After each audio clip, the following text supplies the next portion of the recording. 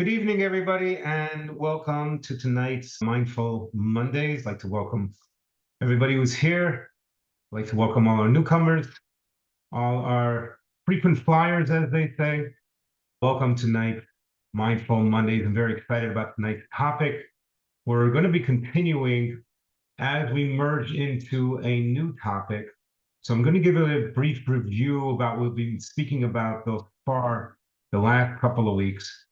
For those of you who are brand new and don't really know how the Mindful Mondays work, the way is we're going to be speaking about a specific topic. What we've been talking about is stay in your lane. And we've been focusing about the depth of staying in your lane. And we'll give some ideas about this, different concepts about this, and then we'll open it up for Q&A, for questions and answers that you have regarding this topic or something that we spoke about maybe in our last Q&A. By the way, this is free, as you all know, for everyone.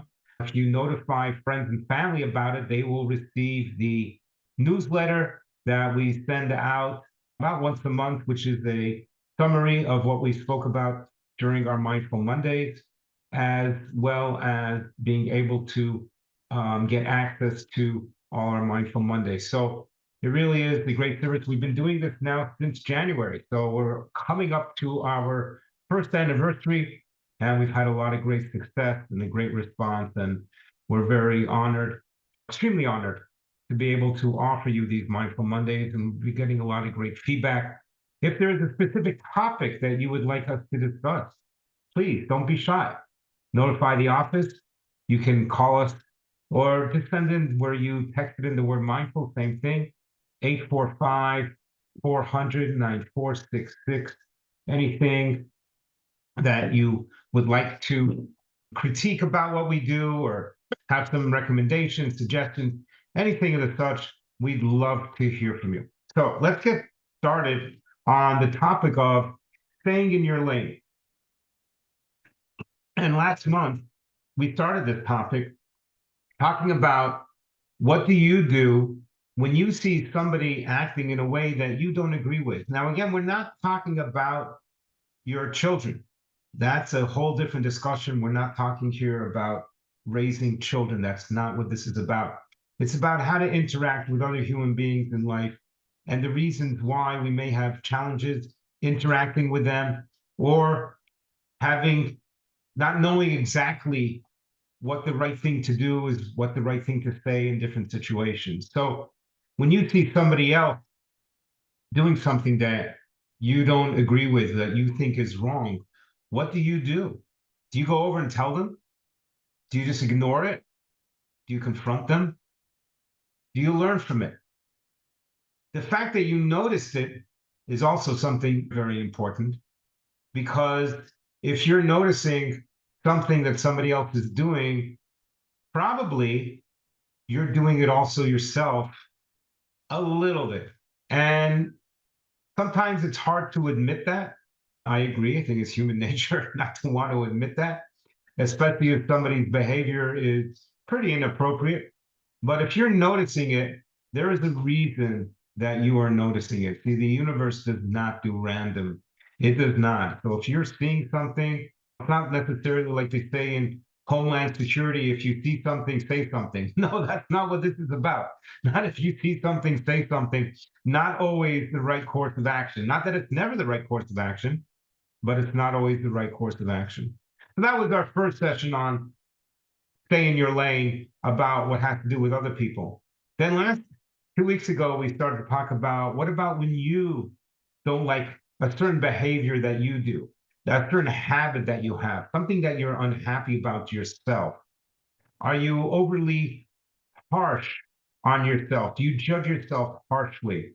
Do you berate yourself? Do you knock yourself down? Oh, how could I do that? I told myself a million times I wouldn't do that. How do you react when there is some behavior that you have, not somebody else, you have, that you really just don't like about yourself? Do you find excuses for it? Do you rationalize? Do you minimize it? Do you exaggerate it? Do you compare it? Everybody does that. What do you use as your coping mechanism when you do something, when you notice, obviously it's only when you notice that you are doing something that you are not too proud of yourself. So we're talking about staying in your lane. And staying in your lane means, it means being in your lane. In other words, and this is how we're going to segue into our main topic tonight, but we're just giving a review from last Mindful Mondays. Staying in your lane means when you know what your lane is, and the concept, obviously, the basic concept of staying in your lane is when you're driving or when you're on the road, you don't go into somebody else's lane because you're going to cause an accident. If you're going one way and somebody's coming the opposite way, you don't want to go over to the opposite direction because you're going to, like I said, you're going to collide. Staying in your lane is not just about driving, but that's where the terminology comes from. Staying in your lane means focusing primarily on yourself. However, what about when you're too much in your lane? In other words, when you're overly judging yourself, criticizing yourself. Is that called staying in your lane? Or is that digging really deep into your lane? So that's not really staying in your lane, is it? No. So the 6 ways that we spoke about last Mindful Mondays of how to stay in your lane. Again, we're only talking about yourself, not when you see somebody else do something that you don't agree with. The first thing, when you have a certain habit or behavior that you want to stop, you can first, and you can do this on a paper, you can write down, and you can do this on your own time. Number one is list your payoffs. What do you gain from berating yourself? What do you gain by judging yourself? What do you gain by blaming yourself? There has to be some type of gain. In psychology, we call this a secondary gain. So what are your payoffs? When you write it down, why are you writing it down? Because when you write it down on paper, you don't have all those voices in your head telling you all these things, all the rationalizations, all your old beliefs, all these different voices in your head telling you different things. When you write it down black and white on paper, or type it, or whatever you do, or even text it to yourself, you can't lie to yourself because you see it. That's why I like texting. I like emails because before I send a message, I can actually read it and see if that's really something that I wanted to say, or was I saying it because of an emotion or something that was going on? And obviously, it comes out much better when I pause for a moment, something that is a little more challenging to do when you're in a one-to-one conversation. Some people are really good at conversations. I'm not one of those people. I'm not that good at conversations with people. I've learned to try to pause before I say things. So many times what I want to say doesn't come out right. And like I said, some people are, it's a skill, and I'm just not great at it. So that's why I like texting or writing it down. But anyway, so list your payoffs. So when you write down, you list your payoff and you really look at it and you go, that habit isn't really doing me much good. You'll want to change it. Number two, and here again, writing it down is much better. It's much better to do this writing it down anyway than doing it in your head. Know your options. Know what options you have when you are about to make a certain decision, or there's something, like I said, that you're not staying in your lane, or you're not happy about yourself. Know what other options you have. There's always other options. We talk about this in our programs that we teach, that there's always option C. God has endless solutions to every one of your problems, and endless solutions. So there's always more than just two options. If you are only realizing that it's either option A or option B, something is wrong. There is always more than either A or B, because option C can be not to do anything. That's also an option. So know your options. Once again, it's getting clarity. Number three, a very powerful way to stay in your lane, and something that definitely me as an overeater that I was, it took me a long time to really comprehend this one.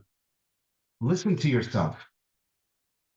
When your gut is telling you something, listen, it's talking to you.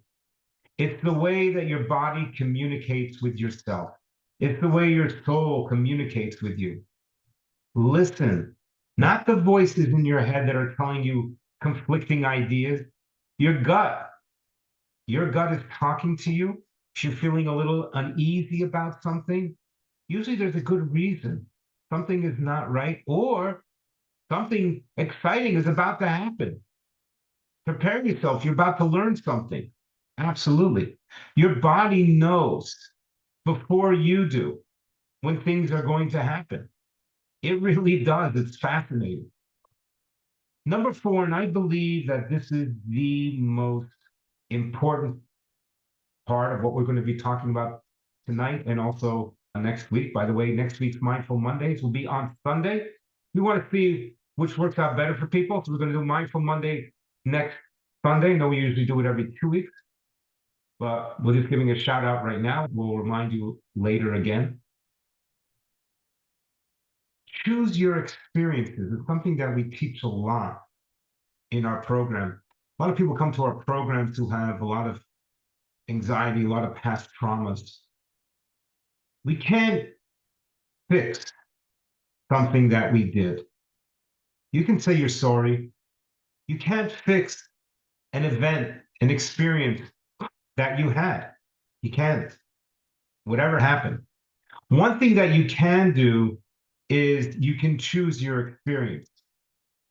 If you were spending, you had a Shabbos with family, and there was a little uncomfortable event. If you make that the focus of your entire Shabbos, that's the experience that you're going to remember. Choose your experience. Oh, wow, it's so beautiful. I spent time with my family, with my kid, my siblings, my parents, my grandkids, whatever it is. You can create your experience. In trauma, they teach that trauma is actually not the actual event that is traumatic. Because when a person is going through a traumatic event, they are in survivor mode. They are trying to survive. Their only focus is to get through the experience. The trauma happens afterwards when they reflect about what happened to them and they start reminiscing over it or going over it in their mind. That is the trauma, not the event. Choose your experiences that you have the ability to change at any time. Any experience that you have in your life, you can decide, was it a great experience or was it a horrible experience? You have that ability. So choose your experiences. In my opinion, that is the most important of all six. Find the gift in everything. Everything in life is a gift. People think that life is an entitlement. It's a right. I don't know about you. I did not get a contract when I was born or before I was born saying you are entitled to have a easygoing, wonderful life, peachy king. Everything is wonderful. No struggles, no problems. You are entitled to sign on the dotted line. Yes, right here.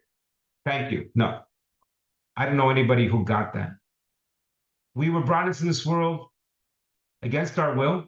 We're living here. We're here. Make the best out of it. Every day above ground, in my opinion, is a really good day. It is not an entitlement. It is not a right. Life is not a right. Life is a gift. Struggle? Yes. Part of life. Do I like them? Usually not. Life isn't fair sometimes. Agreed. But you and I are not in management. So we don't get to determine that. But what we do have the ability to determine, like I said in number four, is choose your experiences. You can make your life wonderful based on what you choose your experiences, or you can decide that life is really tough, that life is not fair, that I have it really tough. That is a choice. That is the way that I lived until I was over 300 pounds. I thought life was horrible. I really did. I thought everything was horrible in life. And the last one, Number 6, remove all self-criticism. God does not make junk. Stop criticizing yourself. You're not that bad. Not only not that bad, you're probably pretty good. God makes good stuff. He makes good people. People are basically good people. Even the people that do harm, and we know about those people, they're not, rarely, I should say, are they doing harm in order to do harm. They're doing it for this delusional idea, possibly.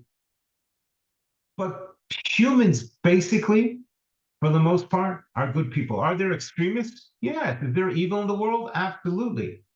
Are there people doing horrible things to other people? Yes, they are. But basic humans are really good people. You who are here, we're good people. We really are. We're doing the best that we can. We really are. We're living our lives. We're raising our families. We're enjoying life. We're here together talking about beautiful concepts. What more beautiful thing can there be to do on a Monday evening than sit and talk about some deep concepts, things that will improve our life, enhance ourselves? There's a lot to be grateful for. Remove all self-criticism. You're better than that. Stop criticizing yourself. Really it. Stop it. Doesn't help. We think that it helps us. Like number one was list your payoff. I believed for the longest time that there was a payoff for me to complain all the time.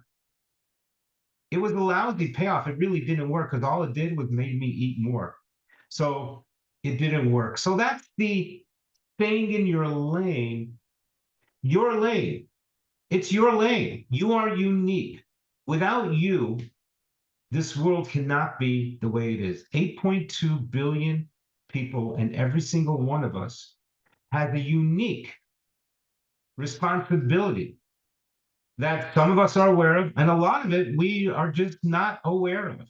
That this world could not be in balance if each and every one of us were not here. Whether we are aware of it or whether we aren't, we don't know. We may never know, but that doesn't matter. Once again, we're not in management, but every one of us has a unique purpose and a unique responsibility to be here. Some of us are well aware of it, especially if you're a parent. You're very well aware of your responsibilities to raise your children. Sometimes you don't even know what your responsibility is. I remember when I first started doing this kind of work, and again, I've been doing this work for 24 years, and I'm very grateful that I found recovery when I did. I needed it 20 years earlier, I believe, but I'm grateful when I did find it. I remember when I was finished nursing school and I was trying to get a position, they didn't give me the position. And I'm glad, actually, in retrospect, that they didn't give me because it was in the emergency room, and I don't think I would have been good in the emergency room. I'm too easygoing of a guy. You need to be like really strict. I'm more of an out of box thinker. And you gotta, like when you see the blood pressure going down a couple of notches, you gotta jump on it. Like you gotta really have that sensitivity when you see something is off to jump on it. And that's not who I am. That's not the way my brain works.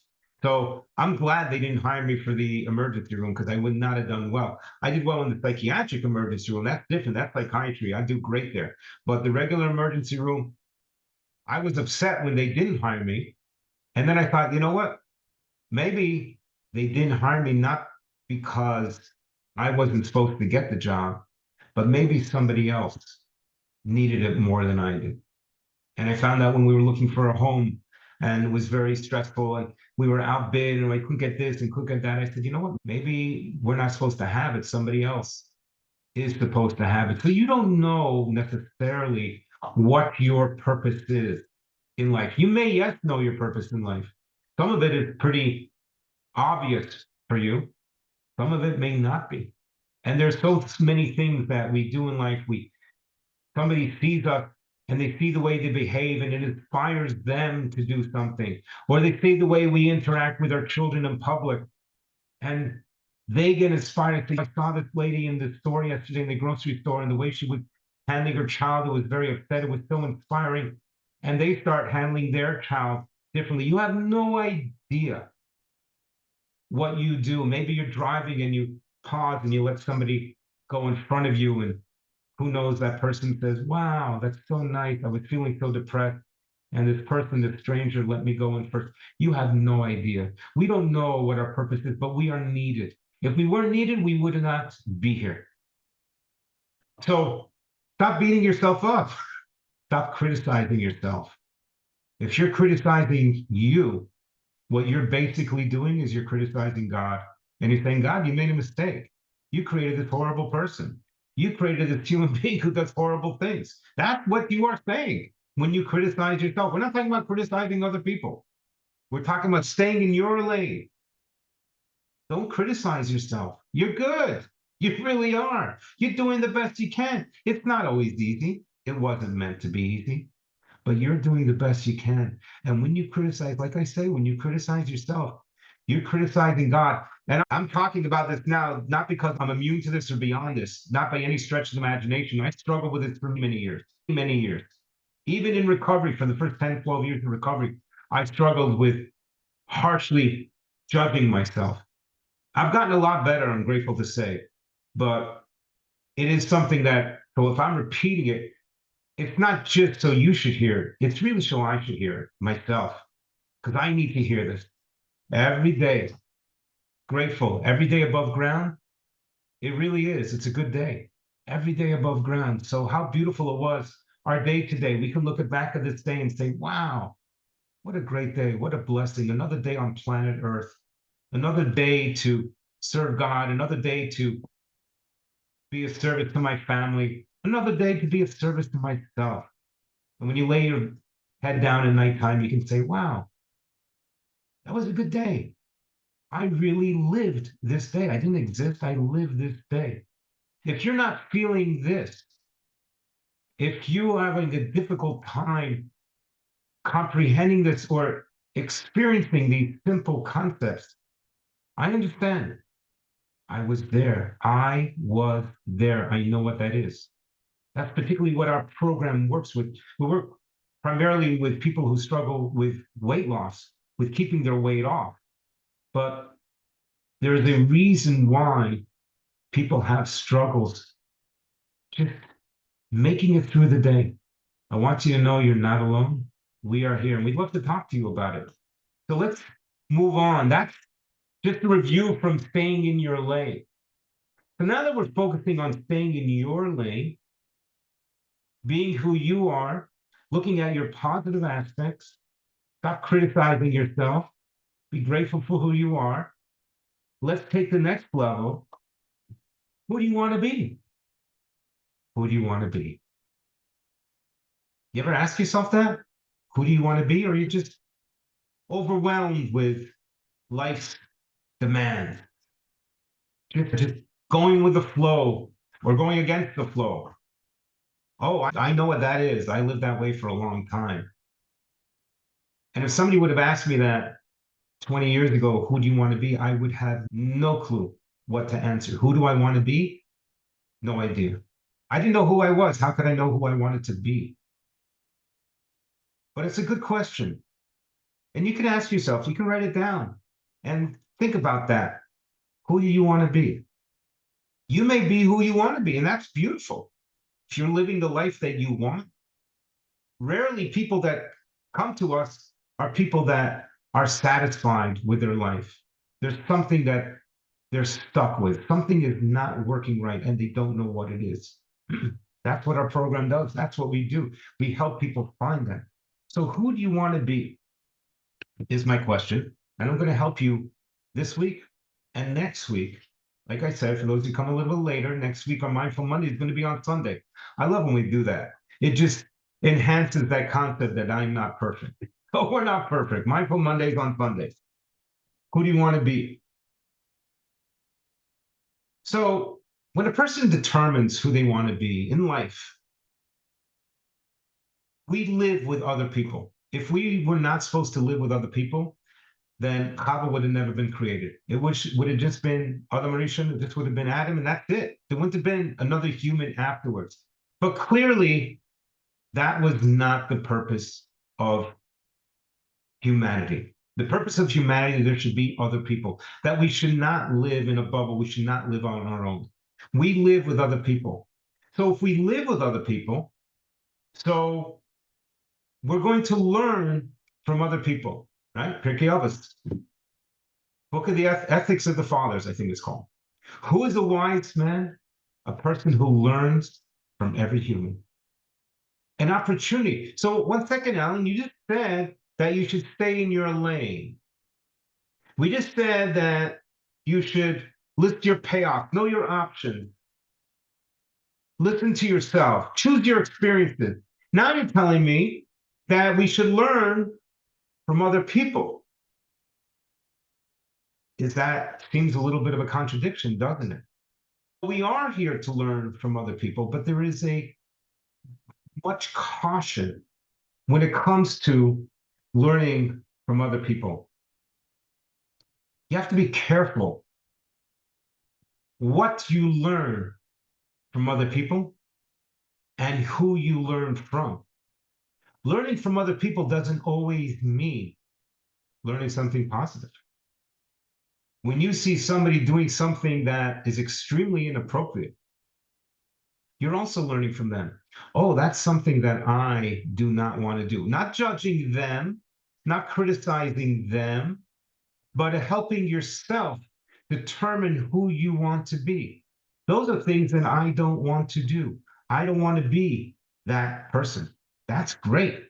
If you decide that you don't want to be that person, that's beautiful.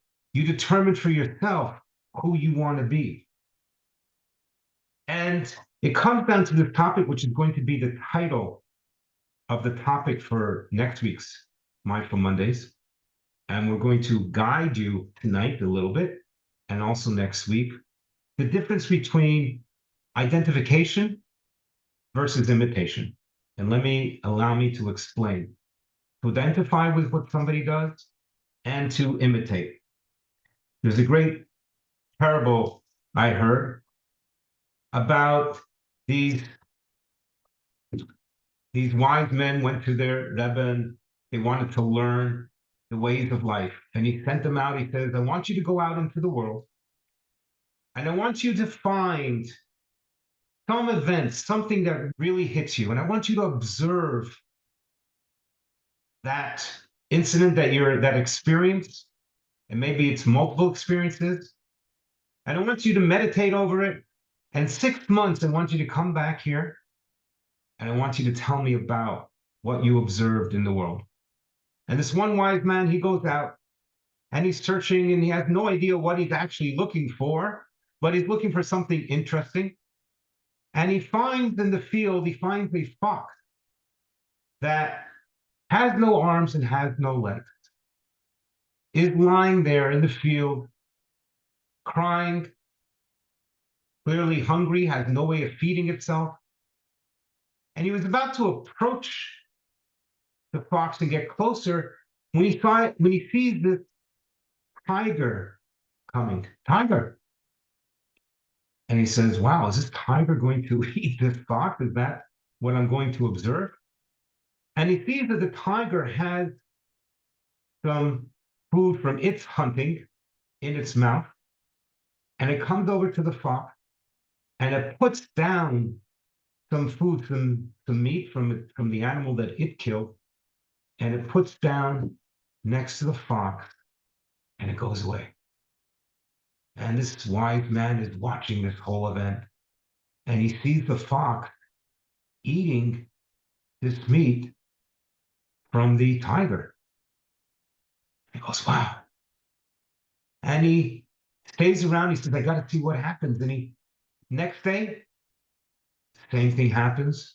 Middle of the day, the tiger comes with some food and he lays it down by the fox, right by its mouth, so that the fox can feed itself. And this is going day after day. He's watching it, observing it for a whole week. Every day, sometime in the middle of the day, the tiger comes and it feeds the fox. And he comes back home and he's thinking about this great story that happened that he saw. And he comes up with, he says, I know. He says, God is so great that here's a fox that can't sustain itself. And God created this tiger to come and bring it the extras from its food and feed it. You know something? If God is so great, he can feed a fox that is lying in the middle of nowhere that nobody knows about. He can certainly sustain me and give me what I need to feed myself and my family. I'm not going to go to work anymore. I'm going to stay home. I'm going to study. I'm going to spend time with my family. And God will provide, just like he did to this fox.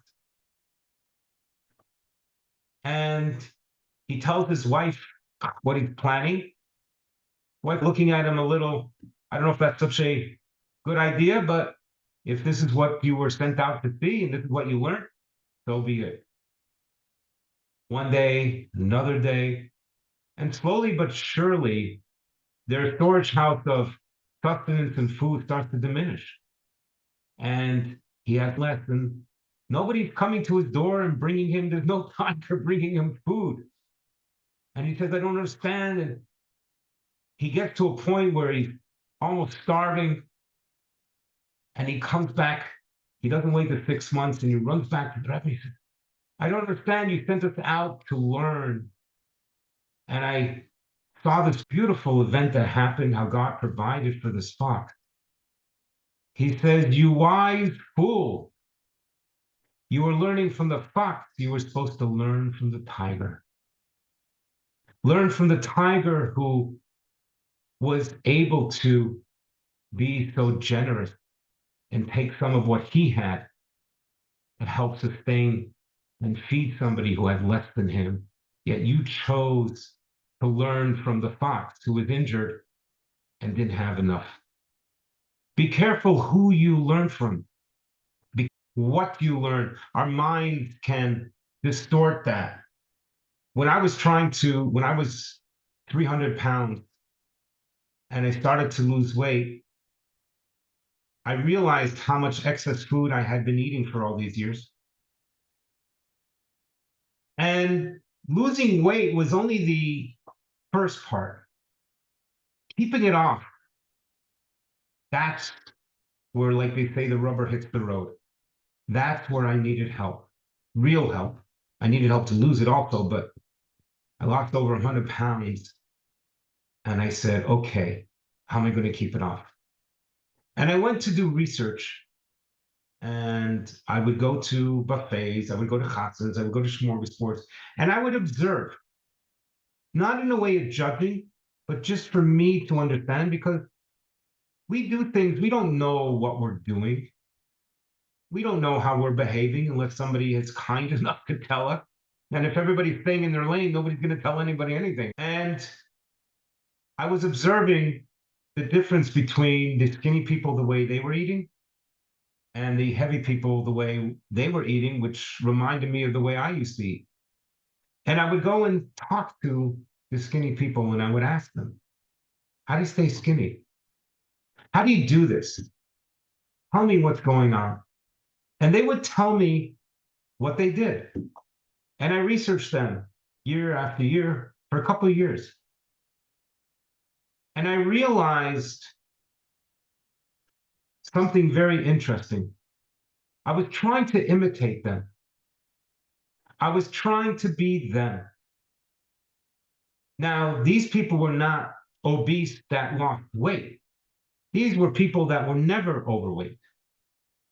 And I was trying to imitate their behaviors. And I couldn't. I could not imitate them. Even though I lost my weight, and even though I did keep my weight off, I could not imitate them. And I realized why I had failed so many times over the years, trying to lose weight, trying to be that better person, because I wasn't just learning from other people, I was trying to imitate them. You can't, and that's not honest. Why? Because every single human being, like I started to say earlier, every one of us 8.2 billion individuals on this planet have a unique purpose. unique. Nobody is the same, just like there are no two snowflakes the same.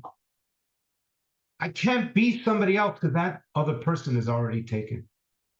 I can only be me. I cannot imitate anybody. So it doesn't say who is a wise person who imitates another person. Who is the wise person who learns from other people? I can learn things from other people, and then I can practice it the way I practice it. I don't think I'll ever imitate the way a skinny person imitates. Oh, yes, I've kept my weight off for 21 years. Absolutely. But not by imitating other people. When you are doing yourself, when you are staying in your lane, that is honesty. That is truth. That is your purpose. That is who you are. And if you're trying to imitate somebody else, it's not honest. You cannot imitate honesty. There is no imitation to honesty. Honesty is that's it. There's no wiggle room, sometimes like this, sometimes like that. That's not honesty. You cannot imitate honesty. If you are honest with yourself and you're staying in your lane who you are, you won't need to imitate anybody else. The irony is that when I stopped imitating skinny people and instead just learning from them, I was able to maintain and continue to maintain my weight loss for 21 years. I say it now, I still pinch myself. I don't look at it as this phenomenal accomplishment. To me, it's become a regular way of life. I look at it as my purpose. I didn't believe it was my purpose to be obese when I was obese. But I see it as my purpose now because I've helped hundreds, yes, hundreds of people reach and maintain their goal weight. I've been doing this for the last 6 years. I do this Mindful Monday. Do people come to hear me speak? Who am I? I'm somebody who went from here to here. That's it. I don't want anybody to imitate me. Learn from me. Learn something from me. That's what our program does. What our weight loss program does, it's weight maintenance. We keep those pounds off. Yeah, sure, we teach you how to lose weight. And we have people on Ozempic, we have on Journo, we have Wegovy, we have on all those medications. I think they're phenomenal, really. I wish I had them when I was trying to lose weight. They're great, but they're not long lasting. The minute you stop them, statistics have shown 6 months, people gain their weight back. 6 months. Keeps the same statistics to date, 90% of overweight people who lose weight gain it back within a year. I was that person.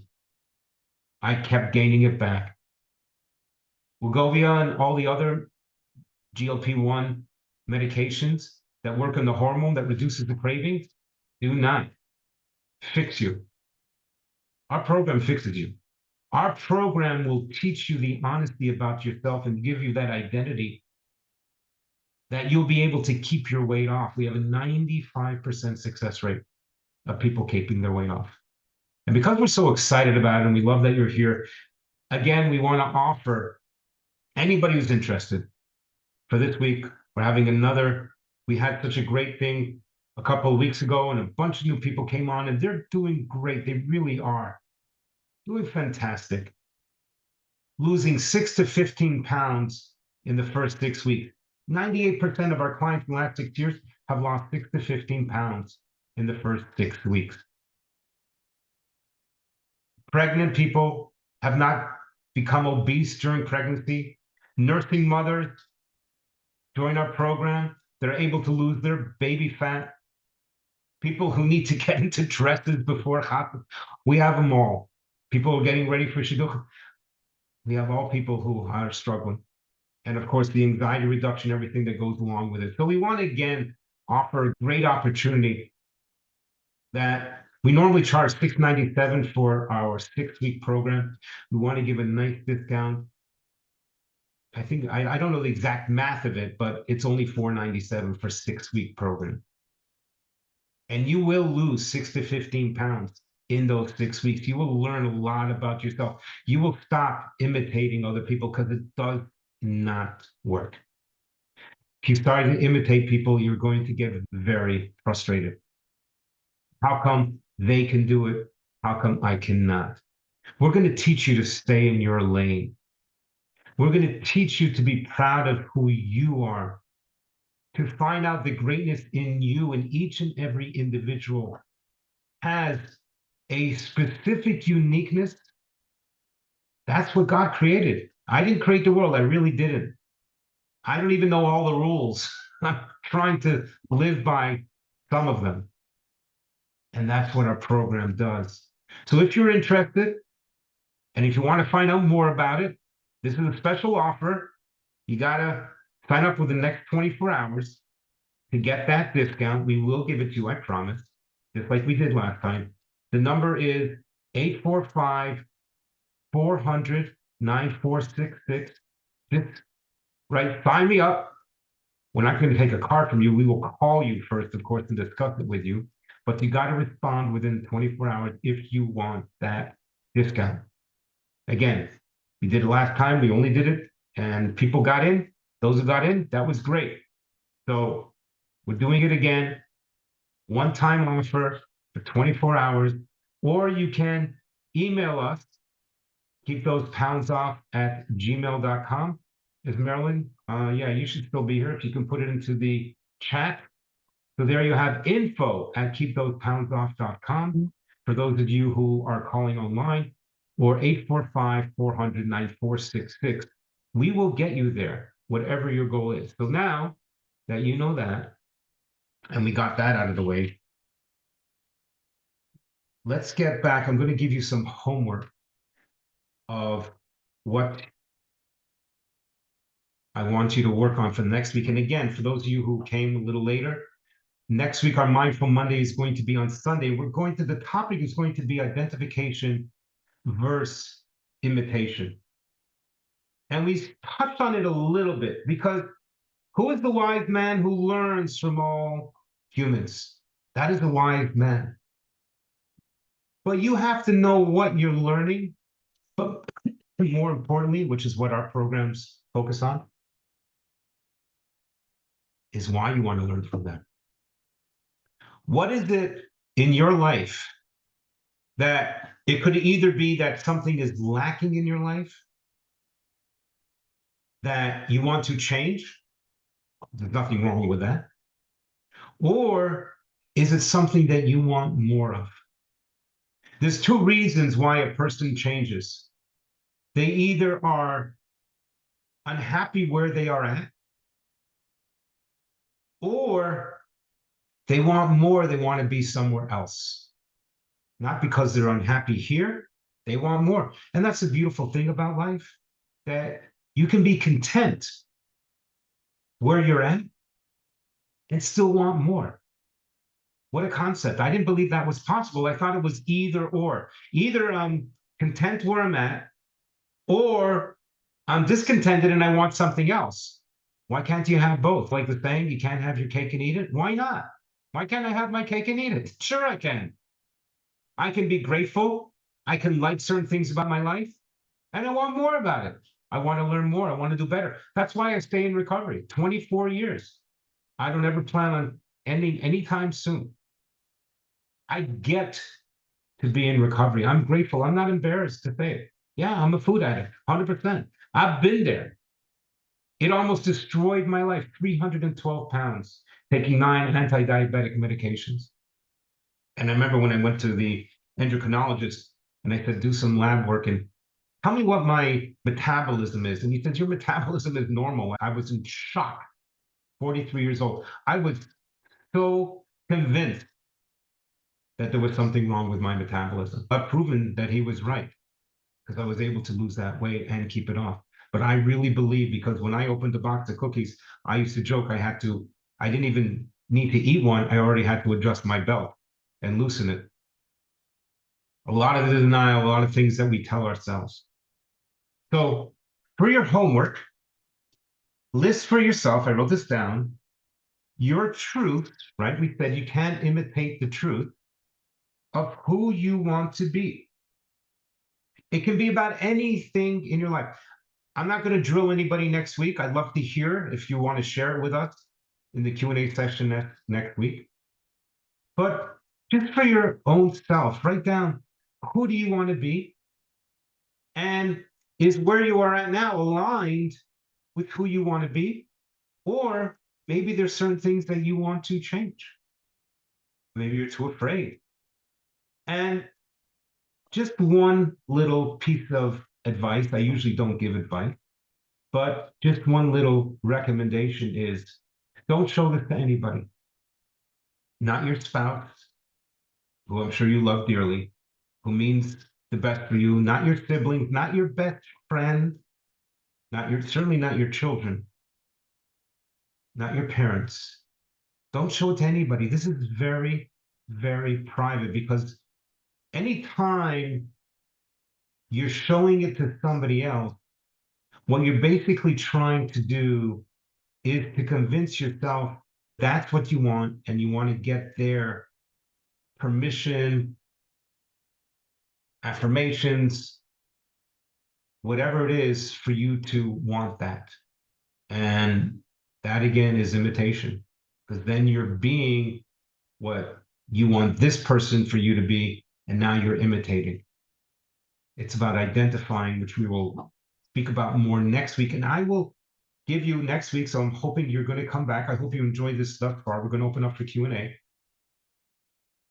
What we're going to do is we're going to talk about the things that block somebody to get to this, not to get actually to there, but just to identify for themselves. Because that already is a huge step of who you want to be, what you like about yourself, and what you would like to change. So that concludes our Mindful Mondays. We're going to open up for Q&A now. Star 6 to unmute. If you have a question or a comment, we'd love to hear from you. Again, if you are unable to or embarrassed to talk, you can text in your question to that number also. If you're online, you can do it in the chat, or most of you are on the phone, so there are some of you online, or you can question. Is it possible to have friends if you have trauma or you don't really like yourself? That's a very powerful question. And yes, it is in line with what we were talking about tonight. I know we're talking about weight loss, but we also do this type of healing. 4-8, I see you unmuted, so you will go after the other person who said she could not unmute. Okay, 4-8, you will go after somebody else. That's a very powerful question. It's very common when people go through trauma, and again, there's different levels of trauma, and you can't compare one trauma to the next, that if a person goes through trauma, depending on what the trauma is, there is going to be great fear to connect to another individual. Naturally, through self-preservation, surviving, an individual will put up a guard. They'll become extremely guarded. And it's going to take a while for that person to have friends. It is a gradual process, but it is definitely possible. Our program that we deal with people who, who are overweight and deal with food, but if food is not your issue, we also deal with this stuff. And if you would like, we can have one of our coaches. Would you like one of our coaches to get in touch with you and to discuss with you how we can possibly help you?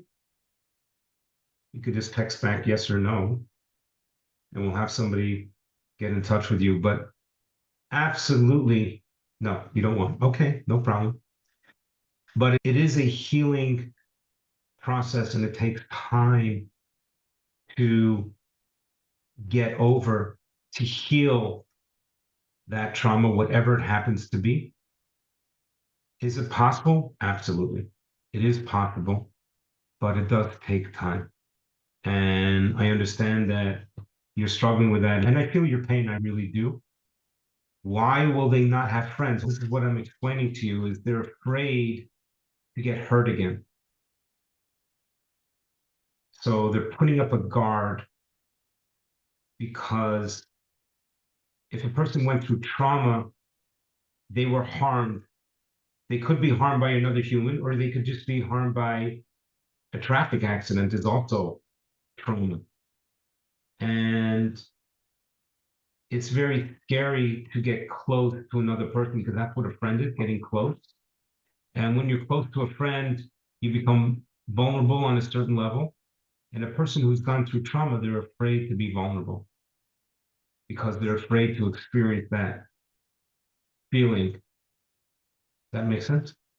That experience again. They don't want to experience that horrible feeling of being abandoned and neglected. No, it's not because people don't like them, it has nothing to do with anybody else. The person who went through the trauma, creates the boundary, creates the block, has nothing to do with what other people are saying about them. They subconsciously create a distance between themselves and everybody else in the world. And then they believe, like you're saying, oh, people don't like me. No, or don't like them. No, that is absolutely untrue. Okay. Hopefully that was helpful. 4-8, you unmuted. Is that social anxiety? Yeah, hold on just 1 second. That's part of social anxiety, yes. Yeah. Hello? Yes. Yeah, so besides that, it's very hard to, like when you're nursing, you're always hungry. It's also very hard, like a mother of little kids, like always on the go. Let's say twice a week I'm busy a few hours with a cleaning lady. Like a day she doesn't arrive, I'm actually happy that I have the time to make myself breakfast.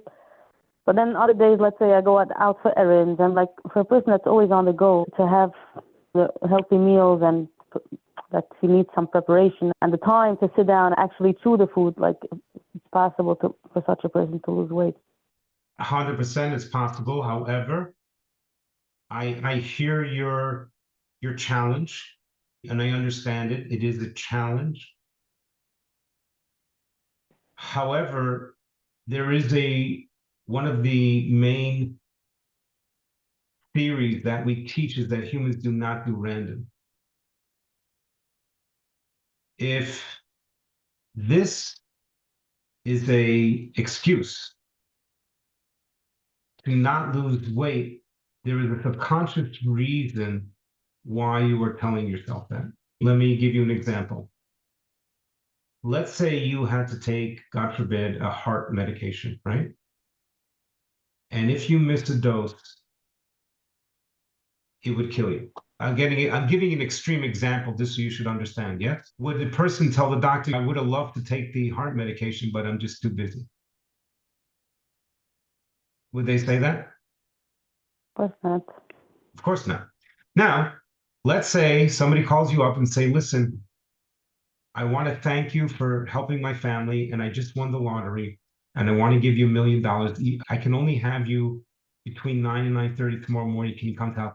I would love to, but I got to get my kids off the bus. I don't think I'm going to make it. Would you say that? Of course not. In other words, the reason why we use these things as excuses, even though they sound logical to us, and I'm not saying that you have it easy, it's because you have not yet found the value to lose the weight. Once you find the value, you will find a way. And it is a deep subconscious concept, but I speak from personal experience. I had all the excuses in the world. I had all the reasons in the world why I couldn't do it. So when people come with these, and I'm using the word excuses because they really are, and I'm not criticizing you, and I hope you're not I'm saying taking like if laundry or supper is not done, something is gonna happen. But if I won't lose weight, I mean, whatever. Look how I look, but exactly. but other things. So you still haven't found the value in losing weight, and that's why you have these excuses. It takes a lot of time to sit down and cut up a salad and sit down and actually chew the salad. I like to sit and it takes a lot of time. So that's a belief that you have. It takes a lot of effort to breathe also. And you do it 12 times a minute. You know that? But you have no problem I know, breathing. but I'm saying when you have kids that depend on you, like the kids are first. Like once again, we can sit and go back and forth with this, but I'm telling you that you asked me, is it possible for somebody who's very busy to lose weight? 100%. The excuses that you are describing is very common for people to use if they're not in enough pain yet from them being overweight. And once a person is in enough pain that they just got to lose weight, they will find a way, guaranteed. So it's just possible that you're just not ready yet. But your question is, can somebody who's busy and has kids? Yes, 100%.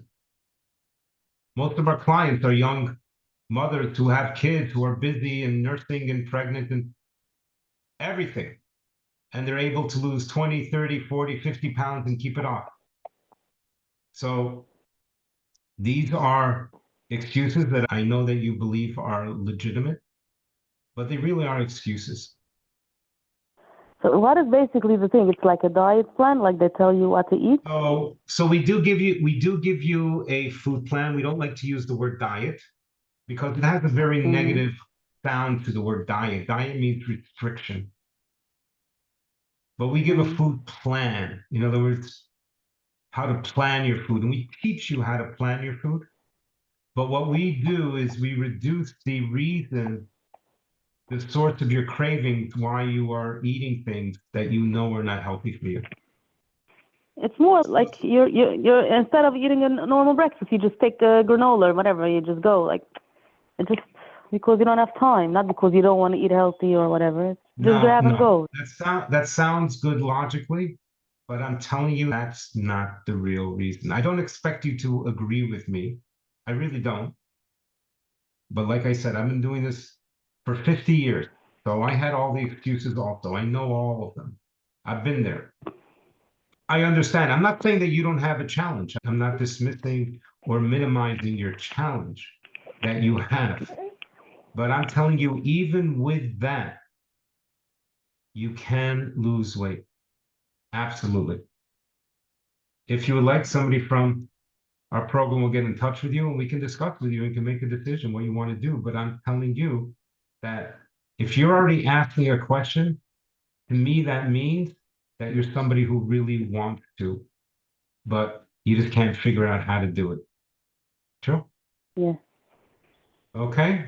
So is it okay? Somebody will give you a call tomorrow. We'll talk to you about it and you'll see what you want to do.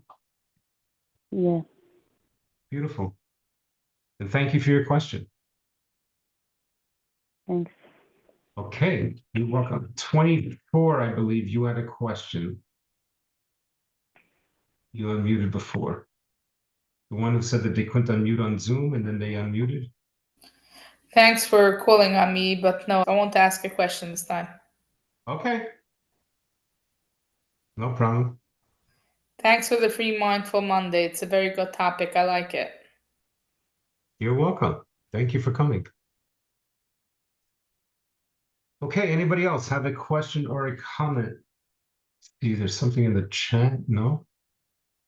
Once you uncover what the belief is, then you have a direction where to go to heal it. You're not using excuses anymore. Until you uncover what it is, you're still lost. You're still looking all over. So you don't know where to go with it. Where does it take you?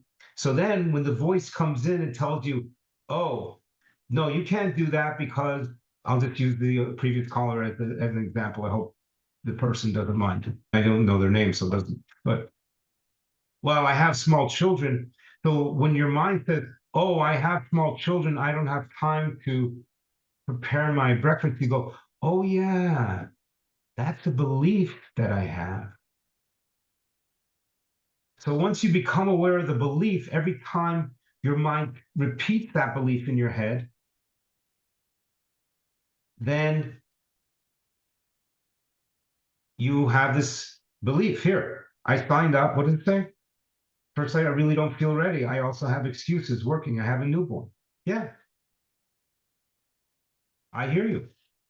These are beliefs that you have that we will heal them. And I promise you that as you heal them, what happens is we don't work on behaviors because behaviors don't happen within themselves.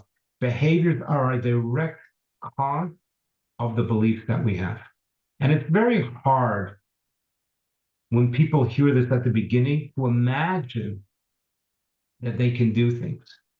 We just had an all men's Q&A. We have that also with a gentleman who's lost over 60 pounds in our program, lost in 8 months. And we have some new people who are there and they asked him like, how do you do it? He says, what was different this time? He says, I don't know, but when I realized that I've been lying to myself and have these beliefs, I just followed what the program is, and all of a sudden, the weight started coming on. So a lot of these beliefs we can't even imagine when we have them that they are true. But it takes a process. Just asking how the possible is and how it's possible, that's a process. And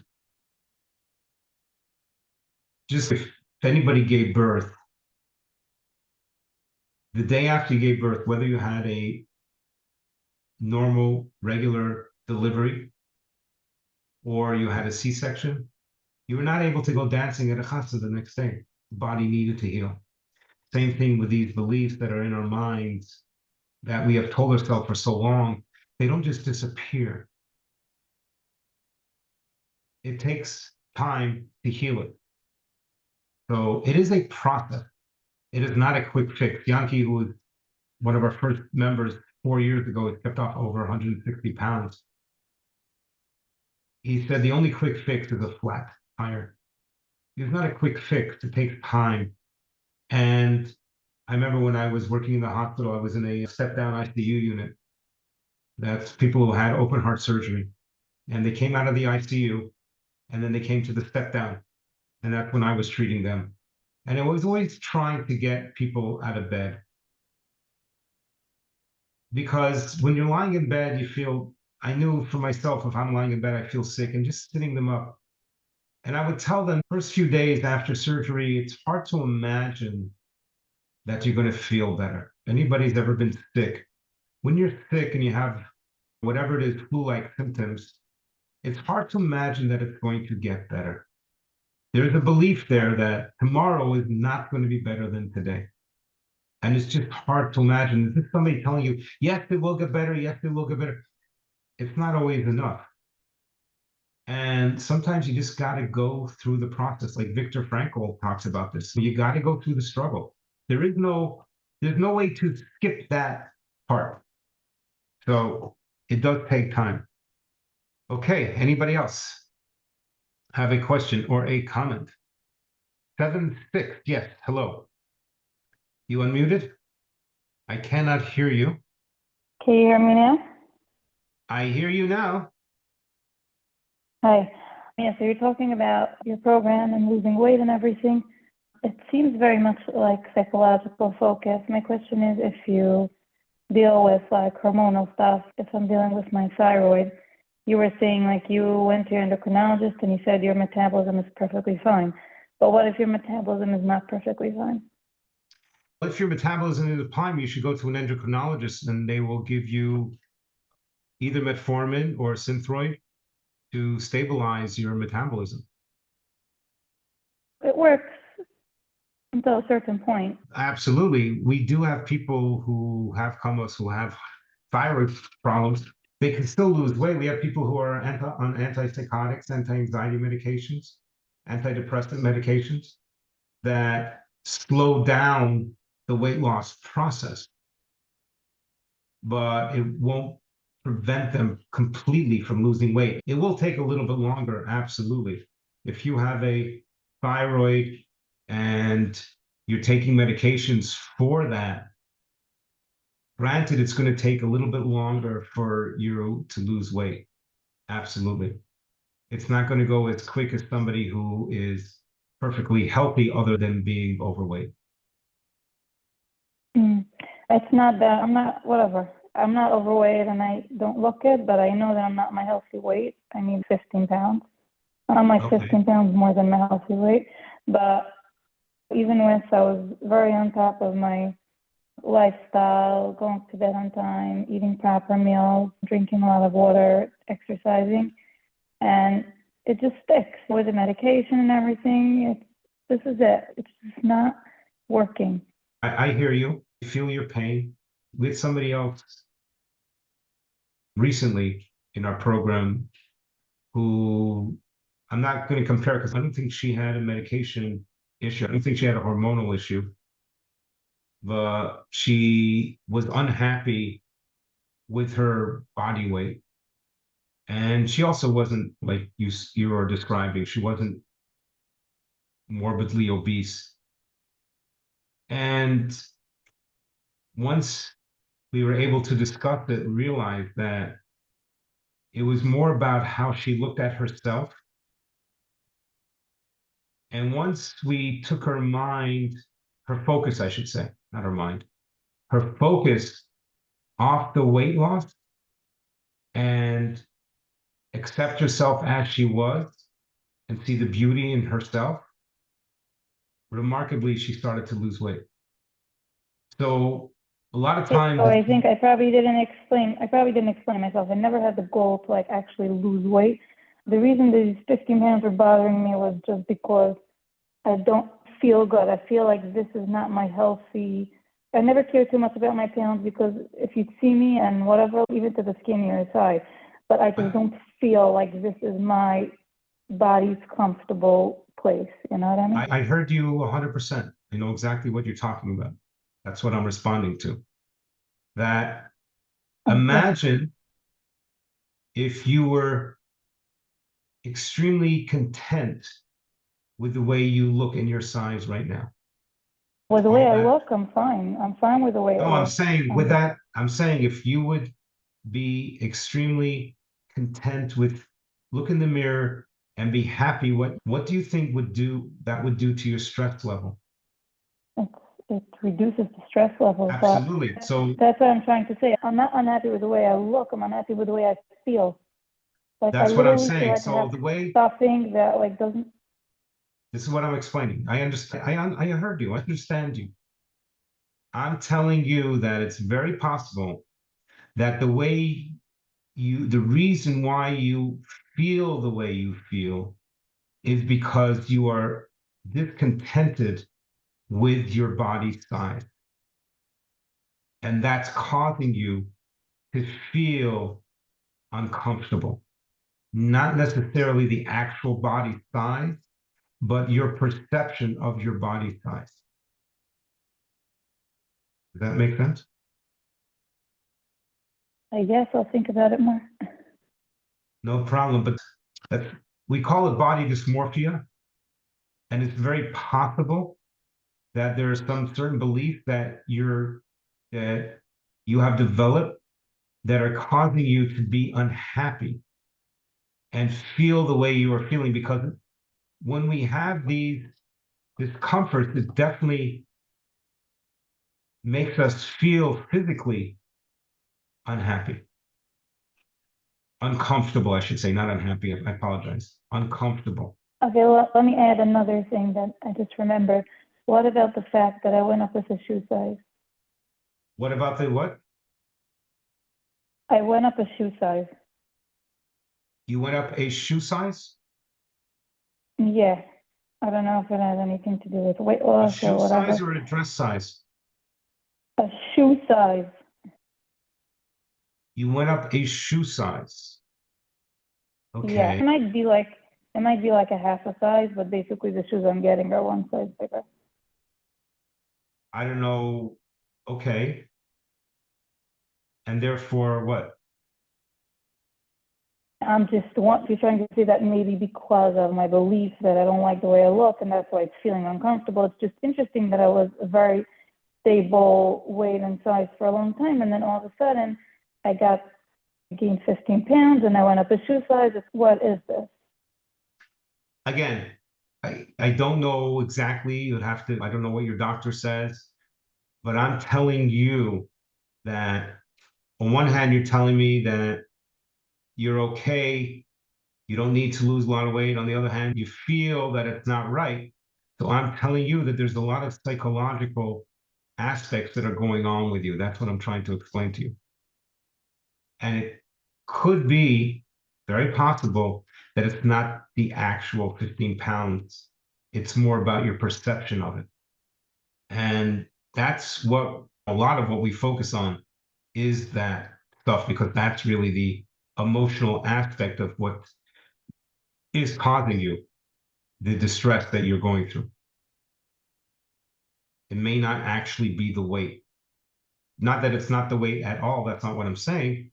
But I would venture to guess that it's deeper than that, that the weight is not what really is causing this discomfort that you are experiencing. That we can definitely heal. Based on your medical history, if you'll lose the weight or not, I don't know. We'd have to find out. We can talk to you privately about that. I'm a nurse, not a doctor, but that's what I am certain that that's definitely adding extra stress that's causing you. Make sense? Okay, thank you. Yeah. Okay. Thank you. Anybody else have a question or a comment? *6 on mute. What did somebody text? I gained 20 pounds after my baby. Always gain and lose that. I'm wondering if it's possible, healthy not to gain weight at all during pregnancy, like the skinny people. Skinny people gain weight. You're supposed to gain weight during pregnancy because you're carrying an extra baby. However, it's the added weight. We've had plenty of pregnant women on our programs who they said that they gain, on average, you should gain about 25 pounds during a pregnancy, but 45 to 50 pounds is obviously the extreme, unless you're having quintuplets, I don't know. But that extra weight, we've had pregnant people on our program have said that they don't gain that extra weight during pregnancy. So 20 pounds during pregnancy is not, unless you're talking about after, I don't know. Okay. Anybody else have a question or a comment? Anybody else? Okay. Thank you, everybody.